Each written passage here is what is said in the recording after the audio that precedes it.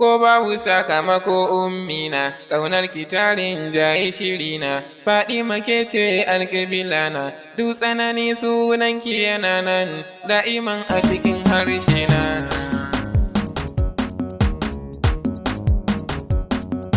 Fadima ke gwanjon rahama ce, Fadima ke jirgin rahama ce, Fadima ke tekun rahama ce, Fadima ke shekin rahama ce, Fadima ke ainihin rahama ce, Fadima ke hujjar Allah ce, Fadima ke guzurin bawa ce, Fadima ke babbar magana ce, Nana da ke sama ta kasance, Nana da ke ƙasa nan ta kasance, gabas da yamma da ke ta kasance, mutum da aljan har da itace, ban ji kamar ki ba ko ƴar waye, saboda son ki nake ta hawaye, yayu da kanne har da iyaye, na baki har ni uwar tagwaye, Fadima ni ƙaunar ki nake yi, ko da sakan ɗaya bana shayi, roƙo nake ki kira ni masoyi, da an gano ni a gane ina yi, dan abban zai tun ki ɗaga ni, ki haskaka ni in canza kamanni, dan mai Fadima sake cika ni, abban abi da bai da sa'anni,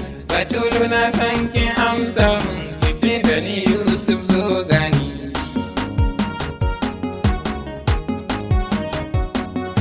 Ta yi shiru an kasa faɗinta, idan ta faɗi ya za a yi kenan. Ta yi shiru an kasa faɗinta, idan ta faɗi ya za a yi kenan. Babu abin da mutum zai samu sai da saninka a yau magani. Allah duk roƙon da nake ma bai wuce son ta ka sake cika ni. Gani gare ka siraɗi zan hau don Mahamudu ka sake cika ni.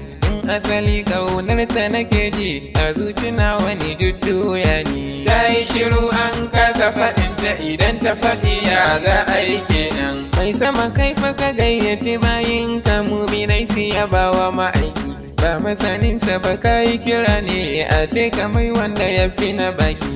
Ƙara yawaita yabon ka ga annabi har ya cike dan alima yaƙi. Da ahalinsa kasa da sahabbai da auliya'u masaukin baki. Ta yi shiru an kasa faɗinta, idan ta faɗi ya za a yi kenan. Ummi abiha nake gaidawa wacce ta zarce gani na idanu, wacce ake cewa yar hutu a duniyar sama ta kasannu, wacce idan bawa zai samu sai ta aminta ta sa hannu. Ai matsayin da Batulu take kai ya wuce ji da gani na idanu. Ta yi shiru an kasa faɗinta, idan ta faɗi ya za a yi kenan. Soyayyar ta abin rahama ne, in ya taɓa ka abin sirri ne. In ka ji yanzu ka sha an ji mama, kana biɗar ka ci ko gutsure ne. Domin ya samu karinsa idanu, karfa a bar mu a jibge a zaune. In na tuno da irin rahamarta sai na ji dama ni bawa ne. Ta yi shiru an kasa faɗinta, idan ta faɗi ya za a yi kenan. Yau an waye gari wai ni ne nake yabon na ba fariya ba. Mai neman kuka aka doka ba za ku ce ba ku san amsar ba. Ina da ciwon santa a raina ba haka nan na fito na tsaya ba. Alkawari na yi na tafi kenan duk rintsi ba zan juya ba. Ta yi shiru an kasa faɗinta, idan ta faɗi ya za a yi kenan. Fadima soyayyar ki nake so ya kai ni har ƙasa har ɗakina. In suka tambayi me ya kashe ni a ce musu ƙaunar 'yar annabina. Ko su raƙibu idan suka gane ke ce to babu mai tuhuma na. Fadima na san zaki iya mun har wanda ya fi wannan ummina.